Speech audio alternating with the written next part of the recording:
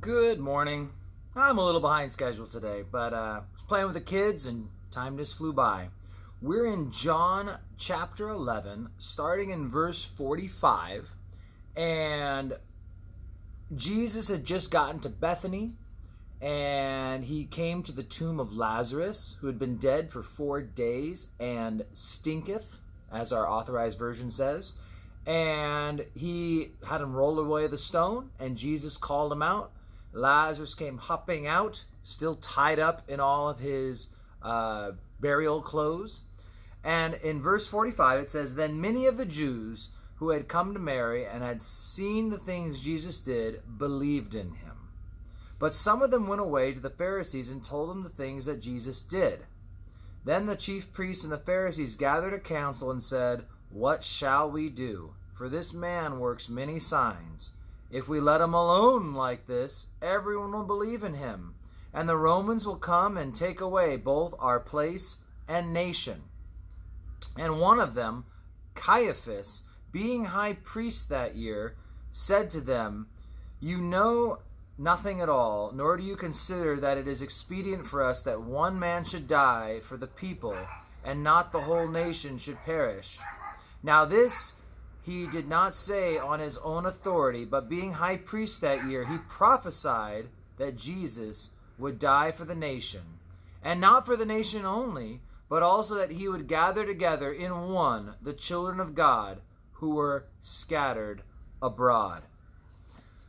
So it's fascinating to see people still going to the Pharisees, still going to the priests and telling them about what Jesus is doing, whether they're still skeptical or maybe they were saying it in amazement. But it seems to be painting a picture that these people were going to the high priest and like warning him or tattling, and it's fascinating, right? That people can watch someone raise the dead and still not believe. And it just reminds you of how hard the hearts of some people can be, and that it doesn't matter what we show them, it doesn't matter what we tell them.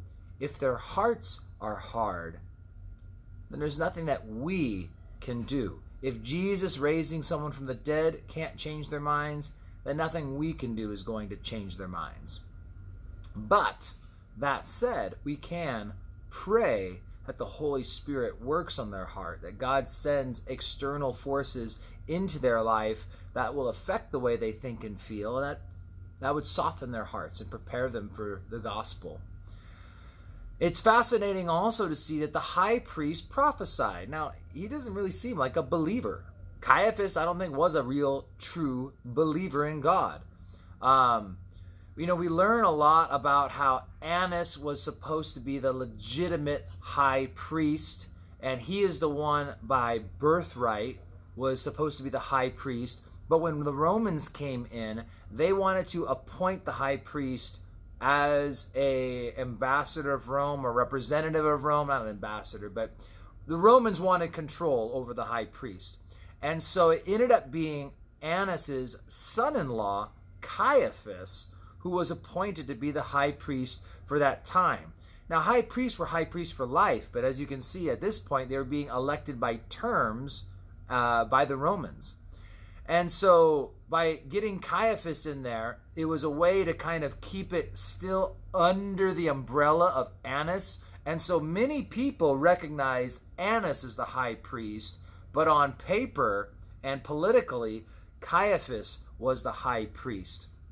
And so you'll see both being mentioned in the Gospels as high priest.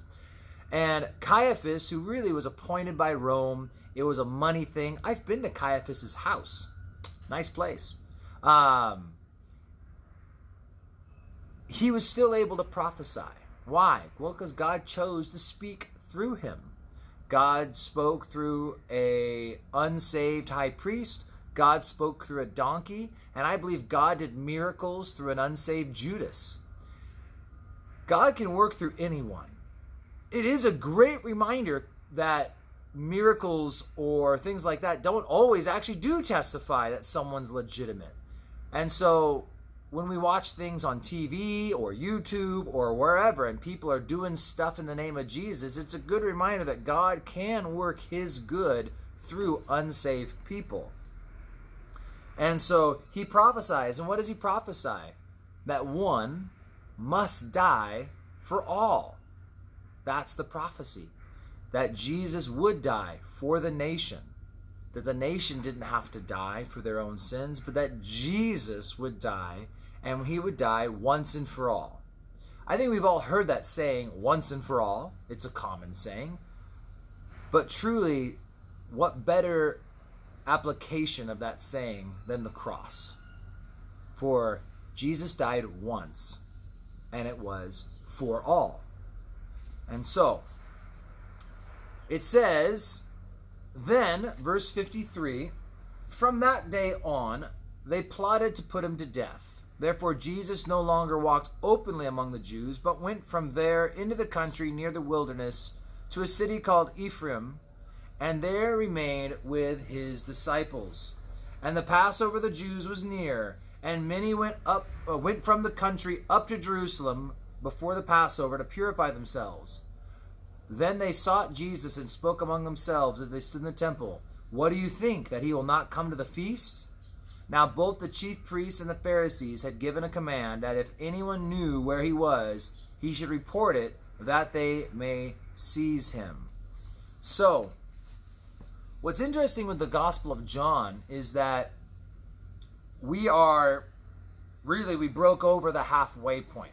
We got 21 chapters in the book, and we just finished chapter 11, and 12 and onward. Chapter 12 is going to be Jesus riding into Jerusalem on a donkey. And if you've been following us as we do these morning studies, we've been talking about his time not yet coming. Well, sounds like tomorrow his time is ready to come. But that said, half of John is all Passion Week. That's one thing that makes John unique. All the Gospels record the crucifixion, the Passion, things like the Last Supper. But John's Gospel, half of the book, is all the last week of Jesus' life here on earth. I think that's one thing that makes it special. And there's one reason why John's Gospel says it was written that you may believe. That you may believe. You see, John's Gospel was written that you may believe. And then his epistle, his first epistle, was that you may have fullness of joy and have assurance of your salvation, and that you may not sin. And so, first he writes, so people believe, and then he writes for believers, to fill their joy, to help sanctify them, and give them an assurance of their salvation. But it said it was written that you may believe. And what is the emphasis? What is the focus of John's Gospel? It's the Passion. It is Jesus going to Jerusalem to die on the cross. And there's something supernatural and there's something powerful about that story, that God would die to save sinners like us. And so, yeah, it's a good thing to never take lightly, to remember how important the gospel is to our message. It's not just about blessings. It's not just about being good. It's not just about going to heaven. It's about talking about the cross of Jesus Christ, that he came to die and his blood was shed for us. So, God bless you guys, and we will be seeing Jesus' time come tomorrow. Take care. I dropped you. I'm back. I'm good.